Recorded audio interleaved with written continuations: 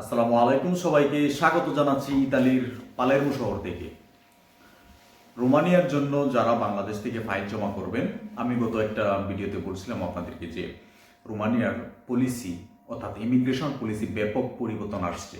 সেটা হয়তো বা জুন, জুলাই, আগস্ট এই তিন মাসের ভিতরে যে কোনো একটা সময়ে এটা কার্যকর করা হবে। সো সেই বিষয়টা নিয়ে আজকে কথা বলবো যে এখন আমাদের অবস্থানটা অর্থাৎ ওয়ার্ক পারমিটের যে ব্যাপারটা সেটা আসলে কতটা চ্যালেঞ্জিং হচ্ছে। যদি আমি প্রথমেই বলি যে আমি গত ভিডিওতে বলছিলাম আপনাদেরকে যে এখন ওয়ার্ক পারমিট বের করাটা আমাদের জন্য খুবই কঠিন হয়ে যাবে।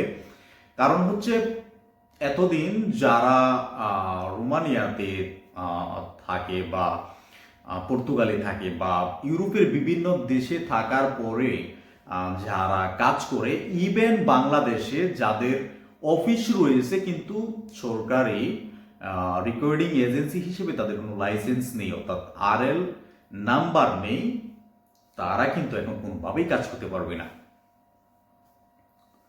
সো এখন যখন আপনি ফাইল জমা করতে চাচ্ছেন তখন আপনাকে অবশ্যই কোনো একটা বৈধ রেকর্ডিং এজেন্সির সাথে আপনাকে যোগাযোগ করতে হবে যারা রোমানিয়া নিয়ে কাজ করে।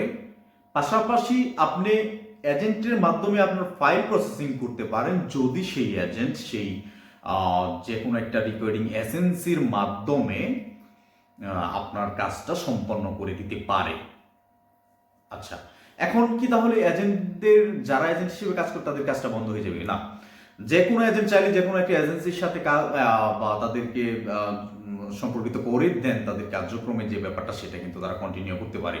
আর আমি এটা দৃঢ়ভাবে বিশ্বাস করি যে যে যারা এজেন্ট হিসেবে রোমানিয়াতে আছেন বা ইউরোপের বিভিন্ন দেশে আছেন যারা কাজ করতেছেন তারা অবশ্যই কোনো না কোনো রেকর্ডিং এজেন্সি অর্থাৎ আরএল নাম্বার রয়েছে সেরকম একটা এজেন্সির মাধ্যমে তাদের কার্যক্রমটা সম্পাদন করেন।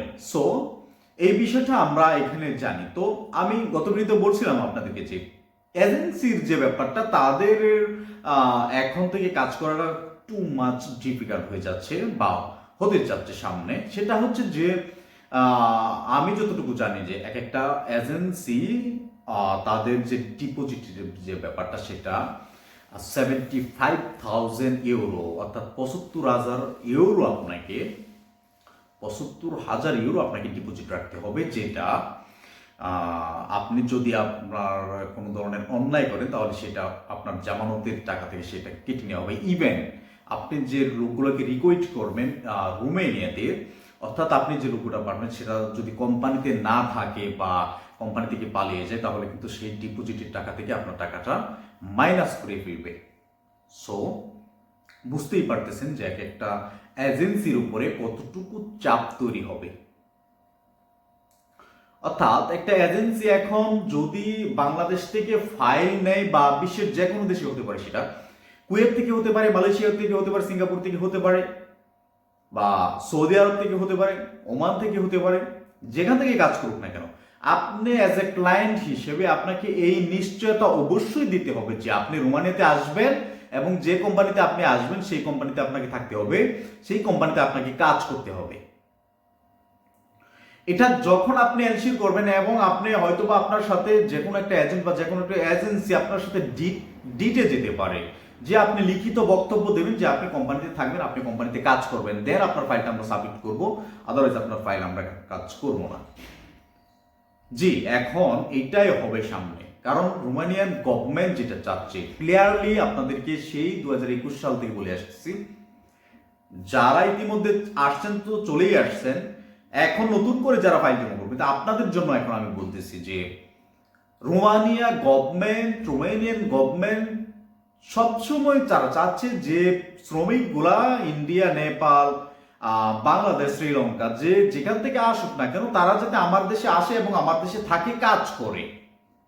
অর্থাৎ যেহেতু রোমানিয়া ইউরোপীয় ইউনিয়নের একটি সদস্য রাষ্ট্র, রোমানিয়া সেনজেন একটা দেশ, সেই তুলনায় রোমানিয়ার অর্থনীতি কিন্তু অন্যান্য সেনজেনের সাথে তুলনা করলে খুব বেশি অর্থনৈতিক উন্নয়নশীল দেশ না। সো ওই দেশে শ্রমিক আনার পরে যদি ওই দেশে কাজ না করে আপনারা ইতালিতে চলে আসেন, ফ্রান্সে চলে আসেন, তাহলে ওই রোমানিয়ান সরকারের আপনার লাভটা কোথায়? ওরা ভিসা দিচ্ছে আপনাকে ওদের দেশে কাজ করার জন্য, আপনি চলে আসতেছেন স্পেনে, আপনি চলে যাচ্ছেন পর্তুগালে, আপনি ইতালিতে চলে আসছেন, আপনি জার্মানিতে চলে যাচ্ছেন, পোল্যান্ডে যাচ্ছেন, দিন শেষে রোমানিয়ান যে গভর্নমেন্ট রয়েছে তারা যেটা চিন্তা করতেছে যে আমরা শুধু ভিসা দিয়ে যাচ্ছি, কিন্তু লাভ হচ্ছে অন্যান্য দেশে, যেটা রোধ করার জন্য রোমানিয়ান গভর্নমেন্ট এই পলিসিগুলো অ্যাপ্লাই করতেছে। আমি আপনাদেরকে নিশ্চিত করে এটা বলতে পারি যে সামনে যখন আপনি রোমানিয়া থেকে কোনো একটা ওয়ার্ক পারমিট পেয়ে যাবেন, আপনি 100% ভিসা পাবেন, কারণ আপনার ওয়ার্ক পারমিটটা একটা রিয়েল কোম্পানি থেকে বের হবে প্রথমত। দ্বিতীয় কথা হচ্ছে যে এজেন্সি আপনাকে পাঠাবে, সেই এজেন্সি যেহেতু ডিপোজিট করতে হবে, সো সেখানে একটা কাজের যে নিশ্চয়তা সেটা আপনি পাবেন, 100% কাজ পাবেন। দ্বিতীয় বিষয় হচ্ছে টিআরসি বিষয়টা আপনারা অলরেডি জানেন অনেকে, যে রোমানিয়ান সরকার এখন একটা সুযোগ তৈরি করে দিয়েছে, যারা রোমানিতে যেভাবে আসুক না কেন বা আপনার মালিকের অধীনে আসছেন, কাজ পাননি, আপনাকে টিআরসি কাট করে দেয়নি, মানে অর্থাৎ আপনি রোমানিয়ান ভিসা নিয়ে আসছেন, রোমানিয়াতে আসার পর কোনো একটা কারণে আপনি টিআরসি কাট করতে পারেননি, আপনাকে কিন্তু এখন টিআরসি কাট করে দিচ্ছে রোমানিয়ান সরকার। আর এটাও মোটামুটি শুনতেছি যে তাদের যে কোম্পানি পরিবর্তনের যে সিস্টেমটা, সেখানেও তাদের পরিবর্তন আনার একটা চিন্তা ভাবনা রয়েছে। সেটা হচ্ছে যে কিছুটা ইতালির মতো হয়ে যাচ্ছে, যে আপনি যখন আসবেন আপনাকে টিআরসি কার্ড হওয়ার পরে, এখন আমরা যেটা জানি যে আদারওয়াইজ আপনি যদি অন্য একটা কোম্পানিতে আপনি পরিবর্তন করতে চান, কাজ পরিবর্তন করতে চান, তাহলে সেখান থেকে ওয়ার্ক পারমিট বের করতে হয়। এখন মেবি আপনি যখন এখানে আসবেন তখন হয়তো আপনার এই ওয়ার্ক পারমিটের যে হেসেল, নতুন করে আবার ওয়ার্ক পারমিট বের করা, সেটা হয়তো আর লাগবে না। যদি এটা হয়ে যায়, আমি মনে করি যে রোমানিয়াতে শ্রমিকগুলা থাকবে, বা রোমানিয়াতে যারা আমরা বাংলাদেশি বাইরে যারা আসবো, রোমানিয়াতে আমরা থাকবো যদি আমরা ফ্যাসিলিটিস পাই। কারণ যদি আমি ইউরোপের একটা সেন্ট্রাল দেশে থাকতে পারি, বা বৈধভাবে থাকতে পারি, বা আমার সকল ধরনের ফ্যাসিলিটিস থাকে, তাহলে কেন আমি সেখান থেকে পালিয়ে আসবো? এটা কিন্তু আমাদের চিন্তা। সো আমাদের জন্য ভালো কিছু হবে। তবে হ্যাঁ, কাজের যে জায়গাটা বা কাজের যে পরিমাণ, সেটা অনেকটাই সংকুচিত হবে, নির্দ্বিধায় বলতে পারি। কারণ বেশ কিছু এজেন্ট এতটা চাপ নিয়ে কখনো কাজ করবে না, কাজ বাদ দিয়ে দিবে, বা আদার যে অন্যান্য যে কাজগুলো রয়েছে সেগুলো নিয়ে কাজ করবে। এমনকি রেকর্ডিং এজেন্সি যারা রয়েছে তারাও আদার যে কাজগুলো রয়েছে সেগুলো নিয়ে কাজ করার চেষ্টা করবে। তবে হ্যাঁ, রোমানিয়ার জন্য বাংলাদেশ থেকে ফাইল জমা করতে পারেন, অবশ্যই ফাইল জমা করতে পারেন। তবে হ্যাঁ, আপনাদের এটা এনশিওর করতে হবে যে আপনার এজেন্সি যারা আপনার কাজ করবে তারা কি আদৌ তাদের বাংলাদেশি যে লাইসেন্স অর্থাৎ আরএল নাম্বার রয়েছে কিনা, সেটা এনশিওর করে দেন আপনার ফাইলটা সাবমিট করতে হবে।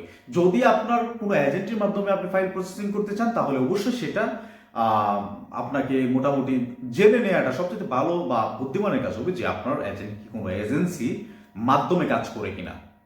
অর্থাৎ ইমিগ্রেশনে এখন আপনাকে যদি ফাইল অনলাইন করতে যান আপনার ওয়ার্ক পারমিটের জন্য, তাহলে অবশ্যই আপনাকে, আমি যেটা অনুমান করতে পারতেছি সেটা হচ্ছে যে আপনার আরএল নাম্বার সহ সেই রেকর্ডিং এজেন্সির নাম সহ সাবমিট করতে হবে, অ্যান্ড দেন আপনার ওয়ার্ক পারমিটটা তারা ইস্যু করবে, আদারওয়াইজ আপনার ওয়ার্ক পারমিট ইস্যু করবে না। সো এটা টু মাচ ডিফিকাল্ট হতে যাচ্ছে একজন এজেন্ট বা এজেন্সির জন্য। অ্যাজ এ জেনারেল ক্লায়েন্ট হিসেবে আমাদের হয়তো বা খুব বেশি সমস্যা হবে না। তবে হ্যাঁ, এজেন্সিগুলোর কিছুটা চাপ অনেক বেড়ে যাবে, তাদের ডিপোজিটের ব্যাপার আছে, তাদের কাজের স্বচ্ছতার জায়গাটা ক্লিয়ার রাখতে হবে। আচ্ছা, এখানে এক্সট্রা একটা ইনফরমেশন দিয়ে রাখি, যেটা কথা হচ্ছে যে আমরা জানি যে ইতালিতে যখন একজন ক্লায়েন্ট ফ্লুসিতে আবেদন করে, তার নলস্ত অর্থাৎ ওয়ার্ক পারমিট বের হয়, সেই ওয়ার্ক পারমিটটা যেহেতু বাংলাদেশে ইতালির এম্বাসি রয়েছে সেখানে অনলাইন করা হয়, অনলাইন করার পর সেখানে অ্যাপয়েন্টমেন্ট ডেট নিয়ে আপনাকে একটা সাক্ষাৎকার দিতে হয়। যদিও খুব বেশি জিজ্ঞেস করে না, সেখানে কিন্তু আপনাকে বায়োমেট্রিক অর্থাৎ আপনার ফিঙ্গারপ্রিন্টটা রাখে, অর্থাৎ আপনার এই মেবি 2টা আঙ্গুলের ফিঙ্গারপ্রিন্ট তারা রাখে এম্বাসিতে। এটা এখন দিল্লিতে রোমানিয়ার যে এম্বাসি রয়েছে সেখানেও তারা অ্যাপ্লাই করতে যাচ্ছে। কিছু কিছু দেশের এম্বাসি রয়েছে যেখানে আপনার ভিসা ইন্টারভিউদের সাথে সাথে আপনার বিষয়টা অ্যাপ্রুভ হওয়ার সাথে সাথে আপনাকে টিআরসি কার্ডের সাথে সাথে দিয়ে দেয়। যদি এটাও যদি রোমানিয়ান গভর্নমেন্ট চালু করে দেয়, তাহলে সেটা কিন্তু অ্যাজ এ ক্লায়েন্ট হিসেবে আপনাদের জন্য অনেক অনেক ভালো কিছু হতে যাচ্ছে। ওভারঅল হচ্ছে যে রোমানিয়ান গভর্নমেন্ট চাচ্ছে তাদের দেশের শ্রমিকগুলো আসার পরে তাদের দেশের শ্রমিকগুলো থাকুক, সেখানে কাজ করুক, এবং তার জীবনের যে নিরাপত্তার ব্যাপারটা সেটা 100%-এর মধ্যে যাতে 1%-এরও ঘাটতি না হয় সেটা এনশিওর করে রোমানিয়ান গভর্নমেন্ট এখন কাজ করছে বা তাদের লক্ষ্য উদ্দেশ্য সেটাই। কারণ বেশ কিছু বছর যাবত রোমানিয়ান সরকার তাদের দেশে ইনপুট করতেছে বিভিন্ন দেশের মানুষ, কিন্তু সেখানে আসলে খুব বেশি লোক থাকতেছে না, তারা বিভিন্ন দেশে চলে যাচ্ছে। সেটা লক্ষ্য করার কারণেই কিন্তু আজকে এই পরিস্থিতি তৈরি হয়েছে। আর যারা এখানে বিভিন্নভাবে আসছে বিষয় নিয়ে কিন্তু টিআরসি কাট করতে পারে না, এটা আপনি মনে করেন না যে রোমানিয়ান সরকার হঠাৎ করে একটা সিদ্ধান্ত নিয়েছে। তারা গত কয়েক বছর পর্যালোচনা করছে যে আমাদের দেশে আসলে লোকগুলো থাকছে না কেন, বা এভাবে এত অবৈধ লোকের পরিমাণ কেন বৃদ্ধি হচ্ছে, যার কারণে তাদের এই সাধারণ ক্ষমার ঘোষণা যে যেভাবে বিষয় নিয়ে আসুক না কেন তাদেরকে এখন সবাইকেই টিআরসি কার্ড দেবে, শুধুমাত্র যারা অন্যান্য দেশে ফিঙ্গার রয়েছে তারা ব্যতীত। যেটা আমি আপনাদেরকে বলতে পারি, আমি রোমানিয়ার ভিসা নিয়ে আসছি, রোমানিয়ার ভিসা আমার রয়েছে আমার পাসপোর্টে, কিন্তু এখন আমি ইতালিতে আমার ফিঙ্গার রয়েছে। আমি যদি আবার ব্যাক করি রোমানিয়াতে, তাহলে কিন্তু আমি রোমানিয়াতে টিআরসি কার্ড নিতে পারবো না, কারণ রোমানিয়ান গভর্নমেন্ট আমার ভিসা দেখা সত্ত্বেও যখন আমি ওইখানে গিয়ে ফিঙ্গার দেবো, তো আমার ফিঙ্গার নেওয়ার সাথে সাথে কিন্তু তারা এটা জেনে যাবে যে ইতালিতে আমার ফিঙ্গার দেওয়া আছে, এখানে আমি আশ্রয় আবেদন করে রেখেছি। সো আমার জন্য কিন্তু এটা প্রযোজ্য না। আপনারা যারা রোমানিয়াতে আসেন, ভিসা নিয়ে আসেন, কোনো কারণে টিআরসি কার্ড হয়নি, তাদের জন্য হচ্ছে এই সুবিধাটা আসলে। যাই হোক, ওভারঅল হচ্ছে যারা ওয়ার্ক পারমিটের জন্য অপেক্ষা করতেছেন, আমি মনে করি যে ভালো কিছু হবে, ওয়ার্ক পারমিট অবশ্যই পেয়ে যাবেন। আর 2-3 মাস পর থেকে যারা অ্যাপ্লিকেশন করবেন, তারা যে বিষয়গুলো এতক্ষণ আমি বললাম, আপনাদের সাথে শেয়ার করলাম, সেই বিষয়গুলো এনশিওর করে দেন আপনাদের ফাইলটা আপনি সাবমিট করবেন। সবকিছু জেনে বুঝে দেন আপনি আপনার ফাইল সাবমিট করবেন। যাই হোক, রোমানিয়ার যদি নতুন কোনো আপডেট আসে অবশ্যই আপনাদের সাথে শেয়ার করব। ততক্ষণ পর্যন্ত ভালো থাকবেন সবাই। ধন্যবাদ সবাইকে।